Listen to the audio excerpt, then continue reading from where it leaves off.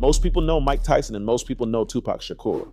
But what most people never knew is that the last person to see Tupac alive went on camera years later and said he expected someone to die that night. He just never expected it to be Tupac. Mike Tyson was at the MGM Grand in Las Vegas on September 7th, 1996. Tupac Shakur was his VIP guest that night.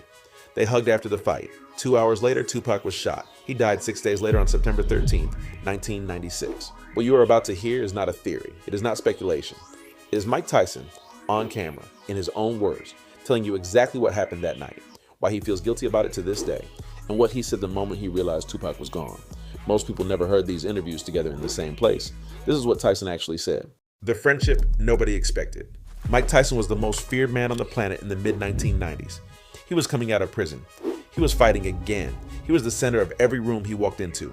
Tupac Shakur was the most electric rapper alive. He was loud. He was fearless. He walked into rooms the same way Tyson did. When these two men found each other, nobody predicted what came next. They did not just meet at a party and shake hands. This was a real friendship, the kind built in hard places. When Tyson was incarcerated at the Indiana Youth Center, serving a 6-year sentence for rape, Tupac came to visit him, not for publicity, not for a photo. He came because Tyson was his brother. Tupac got so excited inside that prison visiting room that he jumped up on a table.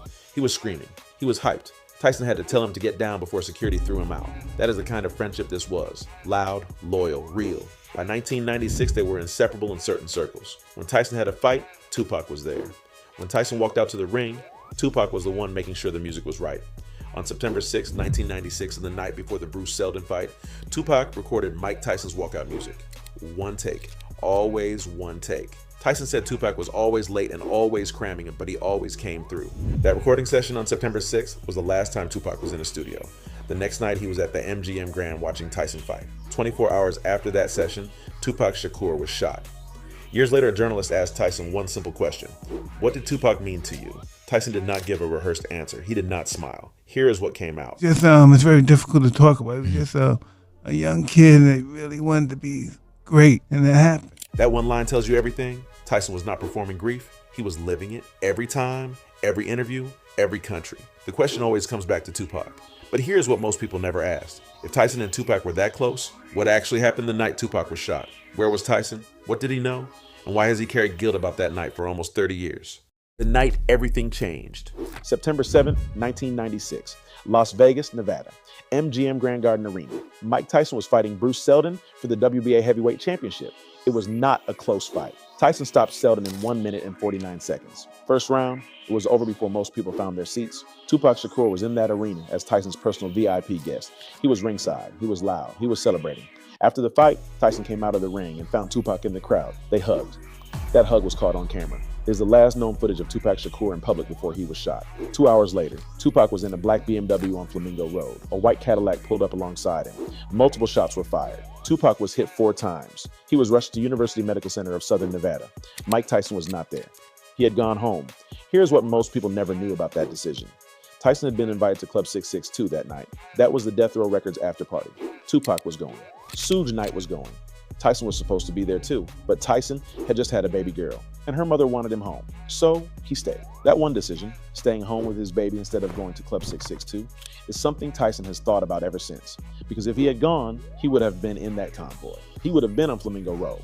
He would have been in that moment. Someone called him that night and told him what happened. Tyson said he just could not believe it. Then DJ Vlad asked him directly, how did you feel about that night? About pressuring Tupac to come to the fight, about the tape, about everything. And Tyson said something nobody. I feel a little guilty about him coming to the fight, me pressuring him for, hey, yo, bring the tape, don't forget the tape, you know? And I was going to go out with him that night. I promised to go to 662 with him that night, but I had just had a little baby, and her mother was provoking me to stay home, so I stayed with the baby, and someone called me that night and told me that happened. Tyson did not deflect. He did not say it was not his fault. He said he felt guilty, straight, no hesitation. But that guilt, as heavy as it was, is not the most revealing thing Tyson ever said about that night. What he said next is the part that stops you completely. What Tyson's world actually looked like. Tupac Shakur did not die on September 7, 1996. He died 6 days later. He was kept alive at the University Medical Center of Southern Nevada. He was on life support. His mother, Fanny Shakur, was at his side. The medical team worked on him for nearly a week. Mike Tyson wanted to visit. He was not allowed in. On September 13, 1996, at 4:03 in the afternoon, Tupac Amaru Shakur was pronounced dead. He was 25 years old. Tyson got the news and had to sit with it the same way he had been sitting with it since the night of the shooting. The guilt did not leave when Tupac died. It got heavier, and Tyson kept talking about it. Every interview, every country, Africa, Europe, America. The question always comes, how was Tupac? What was he like? What happened that night? Tyson always answered. He never shut it down. He never said he did not want to talk about it. But one time, DJ Vlad pushed past the guilt and asked Tyson to go deeper, to explain how he actually processed what happened. And what Tyson said in that moment is unlike anything you will hear from a celebrity talking about a friend who died. This is just what we do. You know, I come to my senses, I come to my objectivity, and I know who I am. I know what my element's about. In my world, this is what happens in my world. This is what happens in my world. That was part of my world, this happens. But just because it was Tupac and I was attached to it, it was different.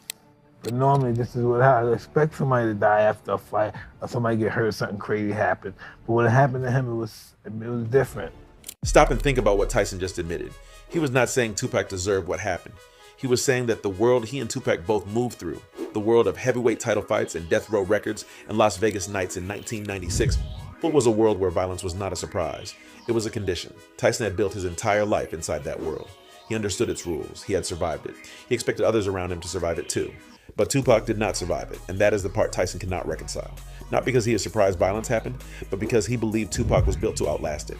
He believed Tupac was going to be a mogul, an entrepreneur, a force. He had the world at his fingertips. That is what Tyson said. He really did. And then the world took him. Here is the bold truth. Mike Tyson did not just lose a friend on September 13, 1996. He lost a version of the future where Tupac Shakur lived long enough to become everything he was supposed to become. And Tyson has been carrying that version of the future in every interview for almost 30 years. That is not celebrity grief. That is something heavier. That is a man who knows exactly what world he came from and what that world does to the people inside it. Mike Tyson was at the MGM Grand on September 7, 1996. He pressured Tupac to come. He hugged him after the fight. He went home to his baby. Tupac got in the car on Flamingo Road. 6 days later, he was gone. Tyson said it himself. In his world, he expected someone to die that night. He just never expected it to be Tupac. Here's the question nobody can answer cleanly. If you were Mike Tyson that night and you had a newborn baby at home and a friend asking you to come to the after party, what would you have done differently?